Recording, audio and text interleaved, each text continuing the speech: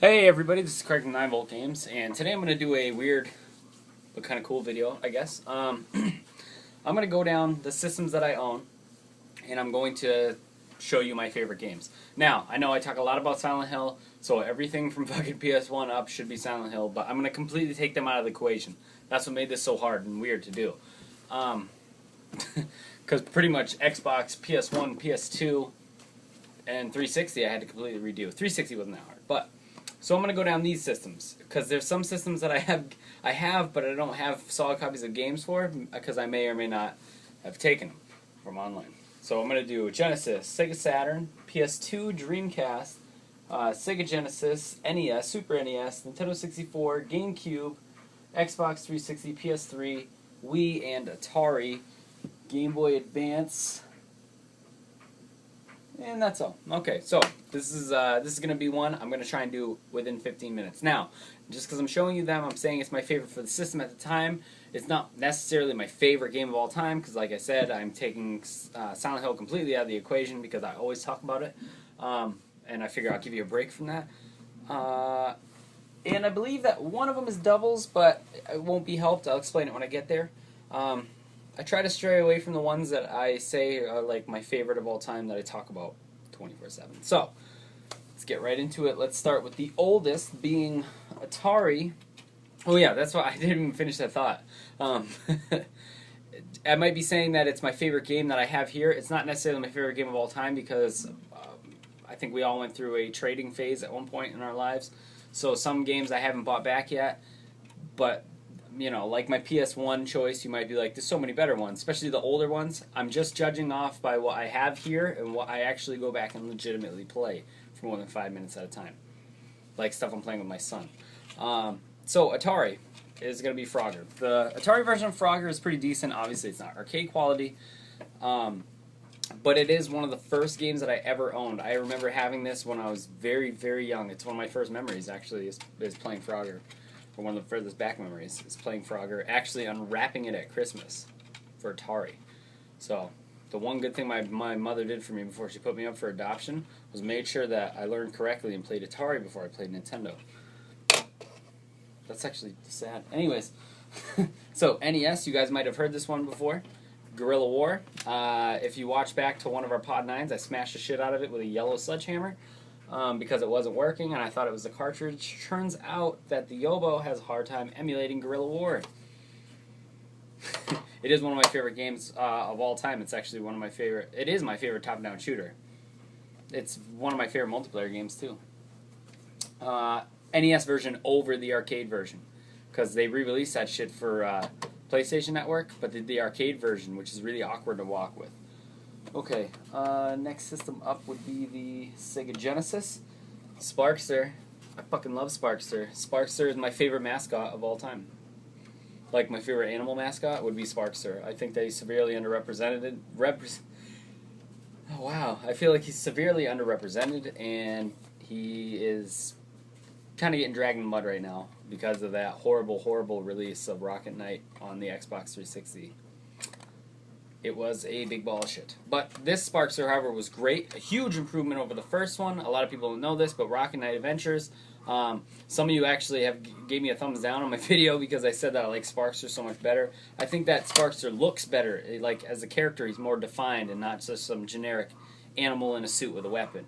You know what I mean? Sparkster became extremely badass during Sparkster, not Rocket Knight. But, leave that there. Okay. Super Nintendo, I feel like everyone who has Super Nintendo should actually have this in their collection. That's Super Mario All-Stars. Simply because it's Mario, Lost Levels, 2 and 3. And if you have the one that I had back in the day, it came with World. And that was like complete package for Mario fans. Had everything that you needed up until that point. This is one I'm saying, like, there's a game that I would say is so much better, but I don't have it at the time, is Super Mario RPG. Super Mario RPG is better. Technically, I do have it on my Wii. I don't have a hard copy of it because it's expensive, and the last one I ordered on eBay I got extremely burned on. So, as of right now, for what I have physically here in my hands is Super Mario World All-Stars, and that's mainly because of Super Mario Bros. 2 and 3. Yes, yes, and Lost Levels. Lost Worlds. I always say Lost Levels. Lost Worlds. Okay. Moving on up, we're going to do... Let's do Game Boy Advance. Now, I have Earthworm Jim for Game Boy Advance. I have Earthworm Jim for Game Boy Advance. I have it for Sega Saturn. I have it for Sega Genesis, Super Nintendo, Xbox 360. I love Earthworm Jim. I do. Earthworm Jim is one of my favorite mascots. He's one of the people that I feel like for mascots that could have survived if they didn't make him go in 3D. If they kept him 2D, I think that he would have been around for a long, long time. I had a very delicious coffee that I did not take down here with me. Dumb. Oh, there it is. Yes. Top shelf. Caramel macchiato. Macchiato. Very delicious. Okay. Let's do PlayStation. Final Fantasy VIII. Yes, I'm sorry. It's my favorite Final Fantasy of all time. I know I always bounce between 10 and this one, but Final Fantasy VIII is my favorite one. And I finally just got hip to this this craze where people say that Squall actually died after your first showdown. Yeah, God, I love this game. It's my favorite Final Fantasy, and there's so much interpretation to it now.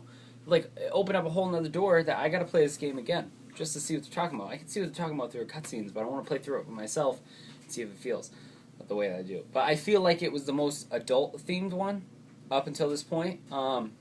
Obviously, I played 7. 7 was great when it came out, but 8, for some reason, felt more adult-like to me. Also, from the fact that I'm adopted, I think it made it 10 times more of a connection with me than any of the other ones. Granted, pretty much every RPG of all time is a prerequisite that the hero has to be an orphan. This one's about a whole school of orphans, so... Alright, Nintendo 64. Yep, Majora's Mask. Majora's Mask is my favorite out of the Zeldas, and that's another one I bounce between Ocarina and Majora's Mask, and I love Majora's Mask. It's the darker story out of the two that were in the N64, and I like the darker story a little bit better. It really did seem like Zelda was a lot less kid-friendly, a lot more for adults, and I was... What year does this come out? I was 16 years old when Majora's Mask came out, and it's like that... It's like the point where I was like, you know what, I really want more adult-themed games, and more adult-themed games were coming out at the time. We had our Metal Gear 2, I think I had just played Twisted Metal, like, I went nuts on PlayStation 2, and then I got Majora's Mask, and I remember my uncle calling my cousin Jay fag for playing that game with all of, he's an old-school dude. He's an old-school man, truck-driving, fucking cigar-chopping man. But, we were playing it and be like, yeah, this is definitely not a game for little girls, is what he was aiming at. But, Majora's Mask, man. It's definitely the darkest, I'd say the darkest out of all of them. Up until Twilight Princess, but Twilight Princess was even a little meh. But I really like Majora's Mask. I think it's just because if you failed, like, the end of the world happened. Not the end of the world, but the end of this world happened. Clockwork City, it happened, and you saw it happen. And that was pretty cool. Alright, Sega Saturn. Albert Odyssey. One of my favorite RPGs of all times. One of the last great relics from Working Designs. Which Working Designs end up splitting up into multiple places. But this was a partially voiceover RPG, four-person party system, turn-based. It was just great. I like the story. Once again, it was an orphan because his parents died, so it was great. I actually ended up borrowing this from my friend Fabian, and I used to really want to play the Super Nintendo one that was in all Japanese. But he let me borrow his Sega Saturn, in turn I let him borrow my PS1, and it's actually, this is the driving force that made me get a Saturn, that and Legend of Oasis. But Albert Odyssey is one of my favorite, and I feel like whenever people talk about Sega Saturn, all you hear about is, I'm looking behind the scenes now. All I feel like is when people talk about Sega Saturn, all you hear is Dragon Force and Panzer Dragoon. Dragon Force is amazing, but I feel like people look at those two, and like Magic Knight Rayearth, and, there's all kinds of games that people talk about Sega Saturn, and it's always like the same four. And I feel like Albert Odyssey is not one I hear a lot. However, it is an expensive game. It bobbles between $70 and $100. Same with Legend of Oasis. That's not a rare game, but it's a game that I feel like people don't talk about. The games I have here, like Dark Savior, Mr. Bones, people talk about those games all the time, but Nobody talks about Albert Odyssey. Anyways, we keep talking in circles on that. Let's move right up to regular Xbox, PS2. Did I really skip over GameCube? I didn't grab a GameCube game. I couldn't decide. I'll grab one.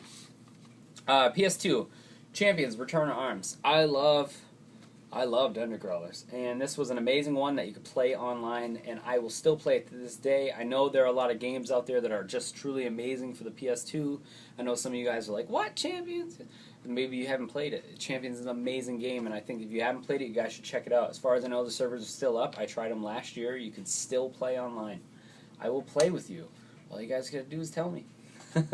But it's awesome. It is an awesome dungeon crawler, and I don't know why Sony hasn't made another one. They went to Untold Legend bullshit. Go back to Champions, man.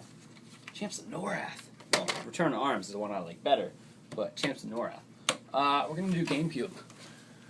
This one's gonna make you go, huh? Mario Golf. Mario Golf. I actually had a toss up there between Resident Evil 4 and Mario, but Resident Evil 4 has been done so many times, you know. I'd say Mario Golf, because Mario Golf is one that I'll always go back to and play, and I don't know why it hasn't continued on the Wii. I don't understand that, but Mario Golf Toadstool Tour is awesome. It's one that me and Dan will talk about all the time. If you ask either Dan or I, what is the best golf game of all time, we will tell you Mario Golf. It's definitely the most fun. I can go back and play it. If I have people come over my house, we will go back on GameCube and play Mario Golf. It is fun as hell to play. Regular Xbox. Ooh, I changed my mind. I'm sorry, I changed my mind. I had a game out here and I was eyeing it the whole time. But, alright, so regular Xbox, I'm going to say Morrowind. I had Doom out here. I played a lot of Doom. I went through a lot of weird sacrifice for Doom. I couldn't play it on PC even though I had a PC because of a horrible altercation with my ex-girlfriend, and that whole scenario went down and I didn't get to play it. However, Morrowind I played 300 hours easily on my Xbox. Morrowind was the thing that kept me hanging on to Xbox after I had... Because I used to be a really bad Sony fanboy, and I bought an Xbox originally for Restless Dreams. And then I played Morrowind after passing it like 4 or 5 times, and the cover was really bland and kind of stupid. And I was like, you know what? This is a PC game. I'm going to play it on PC. It doesn't even look good on the back. And it was more comfortable for me on a controller. So this is like the start of bringing Elder Scrolls to consoles, and it worked. So, and I played a lot of it. Alright, so on to the Wii. Manhunt 2.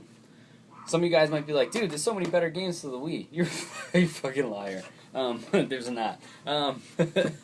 It's like No More Heroes, Manhunt, maybe a Zelda, I don't know. I don't like Skyward Sword, so it's Manhunt 2. And Manhunt 2 didn't get a lot of good reviews, but you want to know why? There's a lot of hype that built behind Manhunt 2, and it was disappointing for those people who were super hyped up about it. I knew exactly what to expect from Manhunt 2, being a fan of Manhunt 1. I thought the story was amazing. It was a movie-style story, which is what I like to play through. Very twisted. And I liked using the Wiimote to do all the motions, like the strangling and shit. Plus, I have a hacked Wii, so I played the game uncensored, fully uncensored, and it was amazing. It was amazing. It was like so over the top that it was hilarious. It wasn't like so over the top where you're like, oh my god, this is so realistic. It's not. It's Wii graphics. But Manhunt 2 was the total package for me. It wasn't scary. I mean, when you're getting chased and shit and you're hiding in corners and you gotta stay still, but it was a good game, man, and it just got shit on. The whole censorship job just fucking destroyed it. Fallout 3 for the Xbox 360. I have Fallout for PC, PS3, 360. I have 400 hours on the 360 version. I play a lot of Mortal Kombat, and I talk about like playing Silent Hill and blah blah blah. Fallout 3 is now my most played game, I think, of all time. I will always go back and play Fallout 3. I can start a new character tonight, and I'll play that game for a week straight. Ask anybody who's friends with me. They'll tell you. I go on a kick for Fallout. I have 4 characters. When I knew my son was being born, I made a character for him and pounded out 120 hours just like that, a week and a half, which is good for me considering I have a full-time job and real responsibilities. I won't even review the game because I'm so biased against it. Mortal Kombat, PS3. I know there's a lot of good PS3 games, once again, but I'm just going by what I play the most, and it is Mortal Kombat.